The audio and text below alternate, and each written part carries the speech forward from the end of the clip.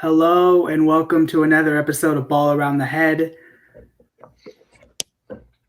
We're here with Game 2 reactions and analysis. So, I don't know if it's saying much. This game was better than last one. It was kind of close, I guess, if you want to say, considering the circumstances. It was pretty close. The Heat did better than most would have anticipated. What were you guys' thoughts on the game overall? I was surprised to see the Heat compete at the level they did, especially with like how the injuries and how just it seemed like there's a lot of bad luck involved with last game. I was also pretty excited that the Lakers brought out the Mamba jerseys. And you and I had our bet, Daniel, and then I saw the Mamba jerseys, and I'm like, he should not have bet against the Mamba jerseys. But I thought it was a pretty good game. I didn't fall asleep this time, so. Yeah, it was definitely a better game, but it definitely felt like the Lakers were in control, and it felt like Miami was missing Dragic and Adebayo. A great performance from AD in terms of efficiency. He started out 14 for 16, which is insane. So good win.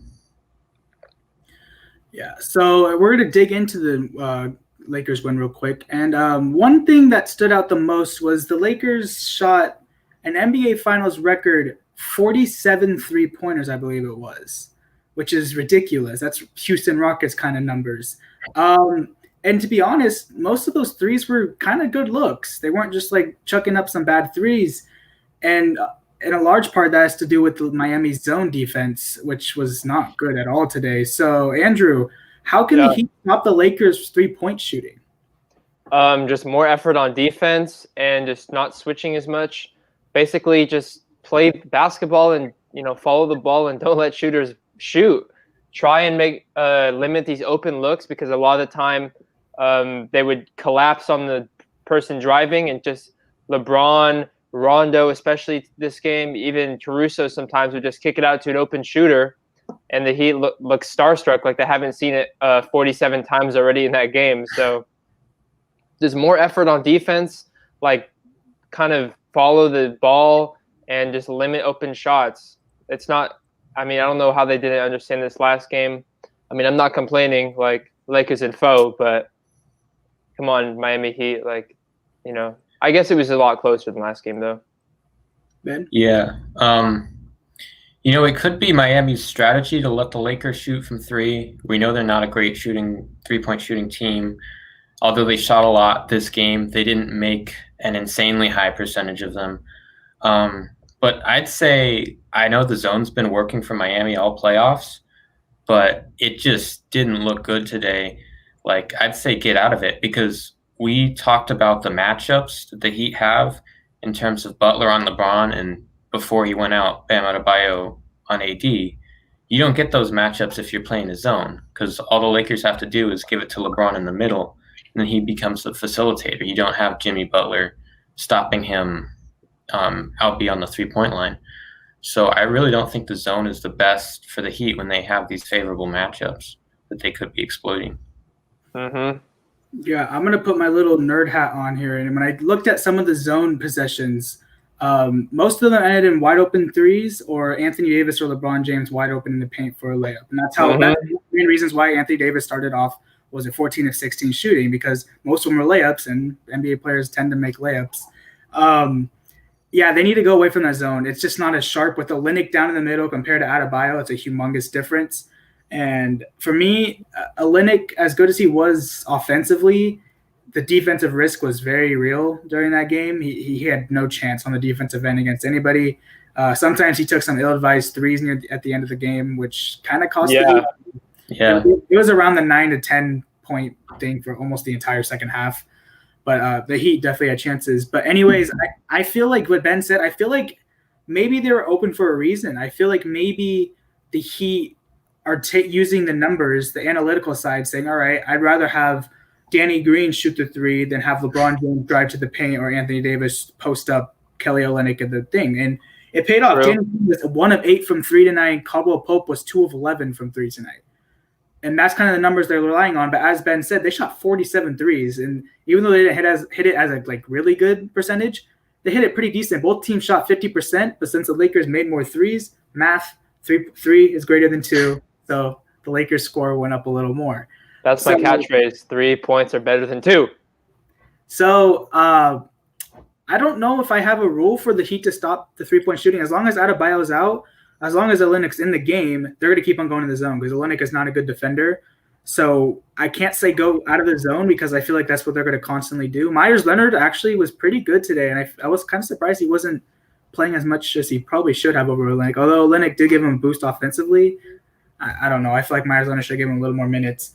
And yeah, so I think the Heat just should keep that 3-point mindset of I'm going to let Caldwell, Pope, and Green shoot threes. If they hit them, sure, go ahead. I'll lose by that rather than having, well, what happened tonight, LeBron and AD just destroying us. So true. On the opposite end, on the other bench, actually, the Miami Heat, as me and Andrew mentioned earlier, stayed in this game, surprisingly. A lot of people thought – shout out to Oliver for watching the stream. A lot of people thought that this was just an easy run over for the Lakers. So did I. I thought maybe like it's just going to be an easy game. And it actually wasn't. The Heat gave them a good challenge. Ben, what do you attribute to the Heat staying in the game? I think the biggest thing was the Lakers fouled them and the Heat had excellent free throw shooting. They were 31 of 34. I saw in that third quarter when it looked like the Lakers were going to pull away, they repeatedly fouled Tyler Hero and other guys and sent them to the line, and the Heat just couldn't miss from the free throw line. But also, you got really good production from Jimmy Butler, 25 assists, and then obviously Olynyk with 24 points is unexpected. You don't expect that to get that every night. But the biggest thing is the Lakers got to stop fouling. I mean, that's something that Frank Vogel preaches to them all the time, play defense without fouling. And it was, to me, like that entire reason, basically, the Heat were still in this game. It felt like the Lakers were dominant, and yet when you looked at the scoreboard, it was within 10 points most of the time. Andrew? Yeah, I actually agree. I was going to mention just fouling. Now that we mentioned fouling, I'll say that Frank Vogel threw away his challenge in the first, I think it was first quarter when Rondo. Yeah, he's done it the past 2 games. I don't know why he gets rid of his challenge so early. It's kind of dumb. I think it's because the players ask for it, and he's like, okay, I'm going to trust the players. And, now that the past 2 of them, I don't know last game if it actually worked. I know this game Rondo actually did foul him, which I didn't think he didn't. I thought it was a good challenge, and then I saw the replay like 3 times, and you know what I mean? It was a good foul, but it was a sneaky foul, and, it ultimately was a foul. But, yeah, I attribute the Heat staying in the game, just making their free throws. I mean, like every single basketball coach preaches, it's a free throw, make your free throws. The Heat made their free throws, so that's Ben kind of took the words from my mouth. Just, staying in the game, poor defense on the Lakers, especially when these players drive to the paint. A lot of the time, actually, the paint was open. Like I saw Tyler Hero, he made a lot of just open layups. Jimmy Butler was kind of being a bully in the paint as much as he could, size disadvantage still. But, yeah, fouls, and that's it, I guess.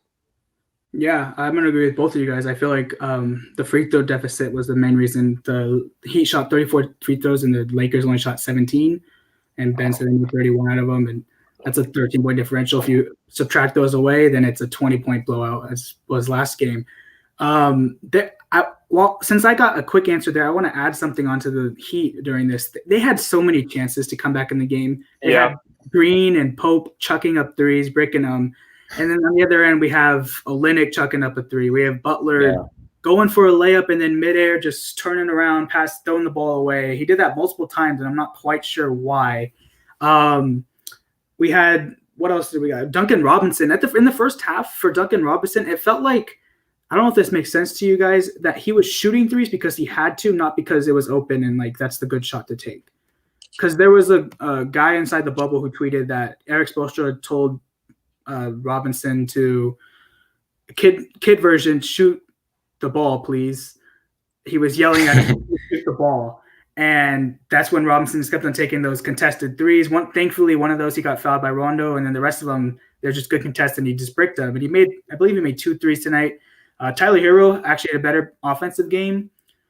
Jay Crowder, I'm a little upset he wasn't in that offense as much in the second half. He was pretty good in the first half, and then he just disappeared. They just didn't go to him. It was kind of a Butler, ISO, Olynyk 3, Tyler Hero pull-up kind of offense in the second half. And, I mean, against LeBron James and Anthony Davis, it's not really going to cut it. You got to have a team effort. So, yeah, I feel like the Heat had these small things that if the ball bounced the other way, this game would have been a lot closer than it was. So I wouldn't put my head down if I'm the Miami Heat.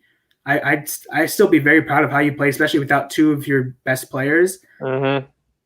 But I feel next game they got to click on them because everyone knows when you're down 3-0, you'll never, ever come back in the NBA as of right now. So. Wait, real quick. You mentioned Duncan Robinson. Like, I thought he made his first finals points this game, and it took him a game and a quarter, which I thought is just interesting. Like, he only scored his first 3 in the second quarter, and it was off of he got fouled. I don't even know if he made the free throws when Rondo actually fouled him. My TV was buffering. Like, it always buffers at the worst time. But yeah, just I don't know. He has to score more. I agree. Yeah. So we're going to go to a little sensitive topic. Not really, but kind of. As most know, the unfortunate news earlier this year that Kobe Bryant passed away in a tragic helicopter accident. It took a big toll on everyone in the NBA because a lot of people worked out with Kobe. A lot of people knew Kobe. A lot of people grew up aspiring Kobe, including me. I grew up being a Celtics fan, and I never liked the Lakers growing up because I wasn't supposed to, but my respect for Kobe is up through the roof. He's a baller. He's a legend. When he shot 2 free throws with the torn Achilles, one of the greatest moments in NBA history. So this year, the Lakers decided to implement Mamba jersey, which are pretty cool jerseys if you ask me. And it seems that when the Lakers wear that jersey and just hearing the Laker players talk, they just are so focused on winning this championship for Kobe. They want to make Kobe proud. And I'm not a Laker fan, but it makes me really cool to see the Lakers put forth their effort towards a great legend like Kobe. So, Andrew, do you think that the Mamba jerseys give the Lakers more motivation? Yeah, I do. Rachel Nichols interviewed Anthony Davis a couple of days ago, and he was actually talking about, they don't want to lose in the Mamba jerseys. Quote, Anthony Davis said they can't lose in the Mamba jerseys. Not like their record-wise they can't lose, which is actually true, but more like they feel like they'd be doing Kobe like wrong, or they play the game for Kobe Bryant, especially this 2020 championship. So I do think the Mamba jerseys bring kind of the Lakers together, and they we need to win this ball game. We do anything we can in the ball game, and that's kind of where the role players step in. Exactly, all the role players, they know their spot, and they know that winning the game, it's a team effort, Mamba mentality with LeBron and AD.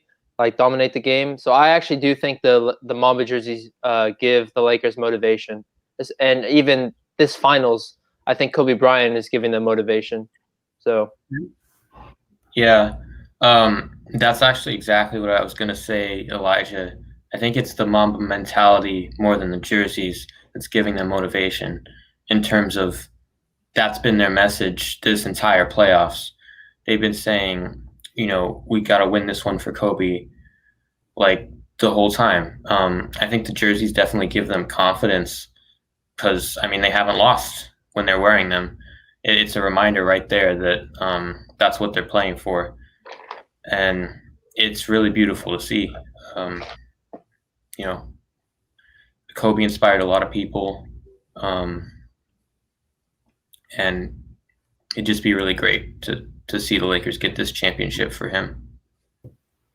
Yeah, to that point, it's not that Kobe inspired people on the court, as I mentioned earlier. There are a lot of people outside the court who, and with the Mamba mentality, it's kind of when you feel like giving up, don't push yourself a little harder. And I kind of live by that most of the time. I feel like I just need to give up on doing whatever, and then I just keep on pushing myself because that's the good thing to do. That's what makes you a better human being, and that's what he made a lifelong impression on so many people. It's a tragic death, and it's one of the worst days of my life when I found out about that. So when the Lakers wear these jerseys, I feel like Kobe's just a part of them. I feel like you guys have mentioned, the Mamba mentality is just in their head. It's like Anthony Davis said, we cannot lose in these jerseys. Kobe would be so mad at us if we had these jerseys on for him and we lost.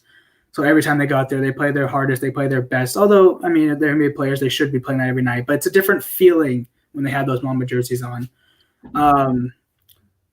I feel like it was kind of destiny for this Lakers team to win, and it'd be a really cool, feel-good story for the whole NBA. All my Laker jokes aside, all of that, I feel like this is something the world needs right now when a lot of things are going wrong in the world. I feel like it'd be very cool for the Lakers to win a championship for Kobe, and I could already see the celebrations at the bubble, just all the Kobe shout-outs. And when Anthony Davis hit – my last thing on this, when Anthony Davis hit that game-winning shot last round, the first thing he yelled was Kobe, which was very cool. Well said. So, back to the NBA Finals gameplay. Now that the Heat are down 2-0, and there was just a tweet right now that said that Eric Spoelstra was asked about the critics. And, of course, as Jimmy Butler's also said as well, the Heat just don't care about them. They really don't want to hear about it. So, the Heat in their head, they're winning the series. And Jimmy Butler coming into this game, he said, we're winning this series. It was the game. And, I mean, if you're on the team, you're not supposed to say, yeah, we're going to lose this game. So, but in the same time, Jimmy Butler's just built different. His mentality is different. He's never out of a game, and he tried his best tonight. He didn't shoot so well, but he got to the free throw line. He almost got a triple-double. So I kind of know Andrew's answer. So I'm going to go with Ben first. Ben, do you now believe that this will be a sweep, or do you think the Heat will sneak one out? Yeah, I think it'll be a sweep now.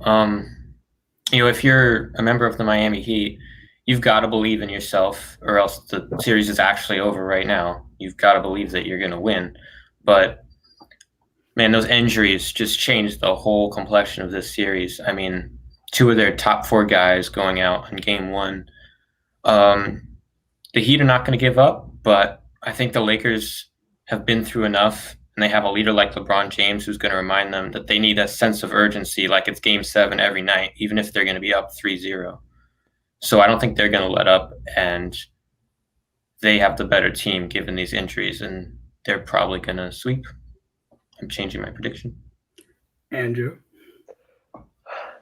Did you forget my name? Did you? Here, do you want to put it up? Lakers info! There's no way it's not going to be a sweep. I've been saying all year, Lakers info, Lakers info. I was not talking about the playoff series. I was talking about the finals. I knew the whole time. All jokes aside, it's not a joke, but all jokes aside, I just think the Miami Heat, they're in a really kind of pressure situation. I saw actually on Instagram the other day, the Miami Heat had a really cool post where it was like, pressure makes diamonds or something like that. Like diamonds form under the pressure. I thought that was a pretty good saying. But unfortunately, like a lot of things fall under the pressure. And I feel like the Lakers, they have the momentum. They are the 1 seed in the never eat soggy word. They're 1 seed in the West. So I just think like the Miami Heat are in a really poor situation, and I feel like the Lakers will sweep. And they're shooting really well. They haven't even shot well in the entire kind of I'm not going to say playoffs, but I will say they haven't really shot well in the bubble. And if the Lakers are shooting well, especially if Danny Green makes more than a 3, like against you, you're down bad. So I think it will be a sweep. Real quick before I get my answer, shout out to Leo in the comment section. Thank you so much for all your support you have shown us throughout this entire series. I appreciate you. So back to my answer. I've been really thinking that the Heat were going to sneak one out, and maybe they will in game 3 or 4. But I just feel like the Lakers are the better team right now. I feel like no matter how hard the Heat have tried, just the Lakers have answers, and the Heat don't have an answer for Anthony Davis at all. It's just as much as non-Laker fans like me want to root for the other team to win. Just watching the games, it's just the Lakers to lose every single time out, and the Heat are just hanging around and. Yeah, I just feel like now it's going to be a sweep, unfortunately. I really wanted a good NBA Finals to watch.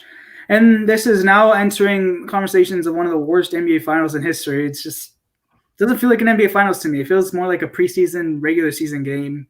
It just doesn't have that intensity, at least according to me. Maybe that has something to do with the fans. It just doesn't have the same feel to that. Wait, do we want to kind of talk about more? Because I think that the Miami Heat, they really finessed their way to getting in the finals. I mean, the Pacers, not really that good of a team, and I feel like any team would have really won against them. They were built for the Bucks, so they knew they were going to play against the Bucks in the playoffs. their defense on them was amazing. You know, the zone worked against Giannis because they don't really have a lot of shooters. You can tell now that if you have a zone against a team with, you know, some shooters, it's not really going to work. And as far as the Celtics, I mean, that was a really close series. So, well, there was some really close games. So I think the Heat really finessed their way into getting in the finals, and they are a 5th seed going against the number 1 in the West. So I'm not surprised the finals are going the way they are.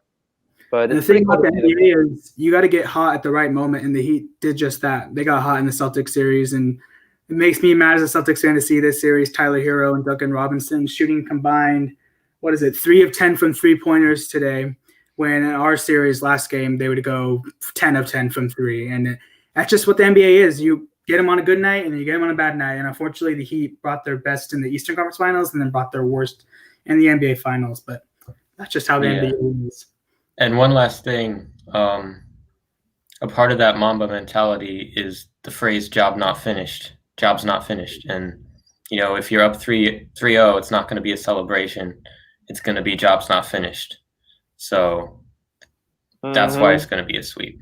I like the thing that LeBron said after last game when he yelled at the Lakers bench to stop celebrating because they were up so big in game 1. I like how he kept on saying like the 2011 loss to the Mavericks haunted him, and it's true. You never want to like think you're going to win before you actually do. You got to play the games first, because if we didn't play the games, we'd have a Milwaukee Bucks and maybe Los Angeles Clippers finals right now, and that's how we play the games, because that's not even remotely close to what happened. So kind of like we did last stream, he's kind of the only other NBA news going on besides the NBA Finals. Doc Rivers is in the news yet again, but this time he's back on a new team in less than 48 hours. He signed with the 76ers on a 5-year deal, and some believe that he's near the end of his career, like he's not as good of a coach as he once was, but most believe that this is a perfect fit for the Philadelphia 76ers. And before I give it to you guys, I want to say real quick, in the Atlantic Division in the NBA, we got Doc Rivers, Brad Stevens, Tom Thibodeau, Steve Nash, and Nick Nurse as coaches in that division, which is pretty freaking cool to have. So it's going to be very hard fought, except for maybe the Knicks, but the division. So, Ben, what's your reaction to the 76ers hiring Doc Rivers? I think this is great for Philly. I mean, like I've said, I think Doc Rivers is a great coach. I think he can really get the best out of their stars. But one thing I'm going to say is that I don't think this is all in terms of the moves for Philly. I think their roster is going to get shaken up a bit. I'd say it's more likely than not that we don't see Simmons and Embiid finish out next season together. So you heard it here on Ball Around the Head first from Ben. He has a bold take. That is pretty bold, actually. I'm kind of shocked Ben would say that. Like, do you want to go on that idea? I mean, I just think it's been enough times where they've been saying trust the process, and yet they haven't made it to the conference finals. To be fair, they were 2 bounces off a couple of years ago, but yeah, I see what you're saying. That's true, but and Simmons and Embiid, you know, a lot of people say they're not really the best fit together. I think whichever one of them stays, you know, Doc can really build around that person and get. Who do you think will stay? Which one do you think will stay if you had to choose? I think they definitely want Embiid more. Embiid's probably more tradable. I say they'll find someone to partner with. Simmons is more likely, so Embiid is probably more likely to stay. Okay. Wow. Really breaking news there from Ben. But as far as I'll kind of go back to the Doc Rivers.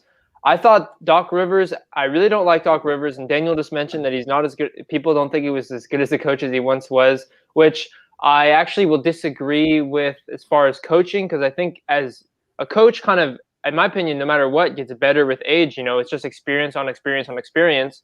But with Doc Rivers, I'll say he was never a good coach. So that's why people would think that he is kind of not as good as he was. 2008 was lucky.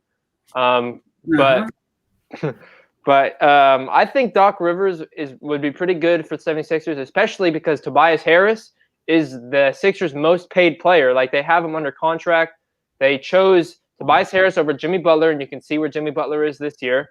I actually thought Tobias Harris was a lot better of a fit in 76er land than Jimmy Butler would have been, just because of the shooting that he brings, even though he struggled a lot this year. But Doc Rivers did coach Tobias Harris on the Clippers a couple years ago, and I think that Doc Rivers is going to be able to kind of maybe do something with that 76ers franchise and bring them closer to the conference finals is the word I'm looking for. I think no matter what, they'll make the semifinals, and I think no matter what, they'll blow a 3-1 lead. So, but I think Doc Rivers is a pretty interesting hire for the 76ers, and I thought at first it was questionable, but I like Doc Rivers and his experience with Tobias Harris, and I'm excited to see how that turns out, because he is the top player paid on that team. So, real quick to Ben's point, and we'll probably get to this on another podcast, I'm pretty sure. I feel like Embiid's more valuable than Simmons, more because like Embiid's one of a really skilled big men, and I get that he would probably get more in return.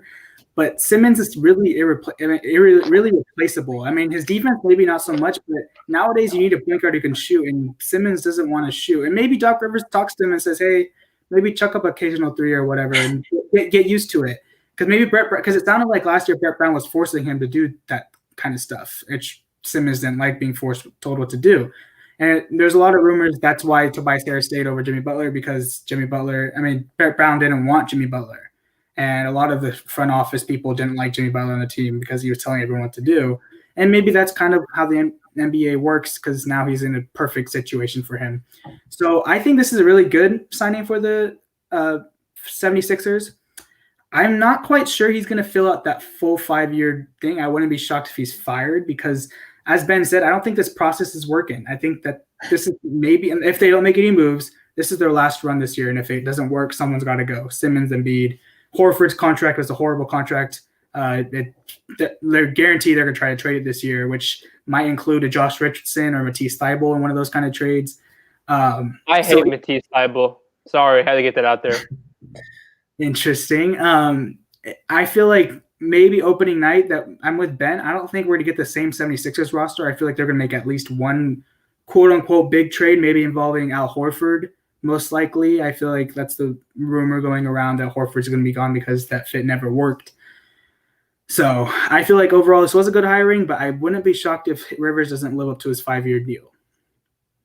So that's kind of it for our NBA talk. But for the second straight episode, we got a special guest in the building.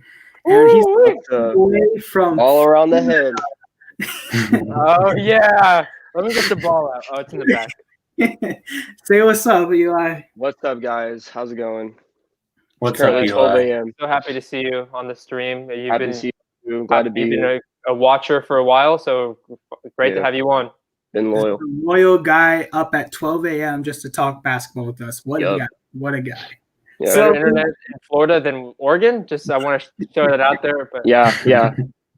My first question to you is, what are your thoughts on the series thus far? All right. So on Sunday's stream, I said that I thought this series was going to go to Game 7. Now, after watching, I'm back. I'm going to go towards Lakers and foe. Yes, sir. Lakers and foe. I feel the sweep coming, man. Like the Heat, they're disappointing right now. True. So you kind of answered my next question, but my next question is, do you think that he have any chance in this series? I do think they have a chance if they can fill the gaps they have in their defense, because their defense was horrible tonight. They gave up 16 offensive rebounds. Like, you can't do that.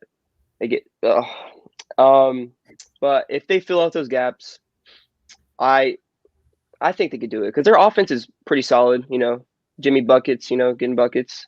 Tyler Hero's putting up some good shots. Occasionally, yeah. But yeah. To his point about the offensive rebound, I totally forgot to mention that earlier. It was a 16-6 edge, and it felt like the Lakers got the offensive rebound when they needed to. When the Heat needed that rebound, the Lakers had AD and LeBron just in the paint, just grabbing from them. So that's a very good point you brought up.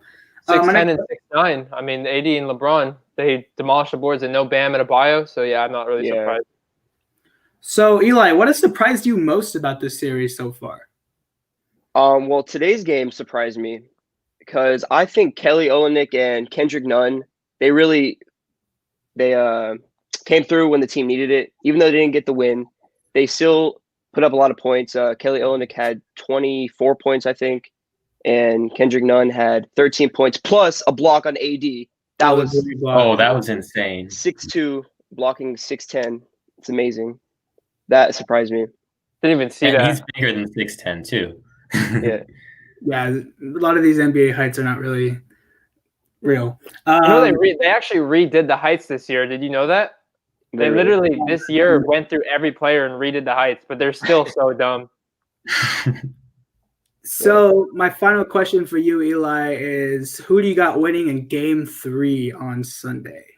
Lakers. It's Lakers.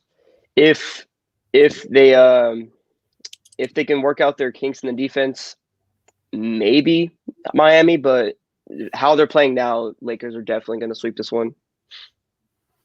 Shout out to you, Asher, for joining our stream. So, Wait, Eli, LeBron or AD? Who do you think's performing better? I asked this to Oliver, and I kind of want to hear it from you. AD. LeBron is a leader on the team, but AD is a performer. He went off tonight. You know, he had only like 4 missed shots. He had 32 points, something like that. Man, it's just insane. That's exactly what I think. Yeah, LeBron almost got a triple-double, too, with 33 points. Which I did see that. Was a good play, but I feel like Anthony Davis has so far been the best player consistently. LeBron shot like 14 of 26 or 25 tonight, and AD shot extremely well from the field. Mm-hmm.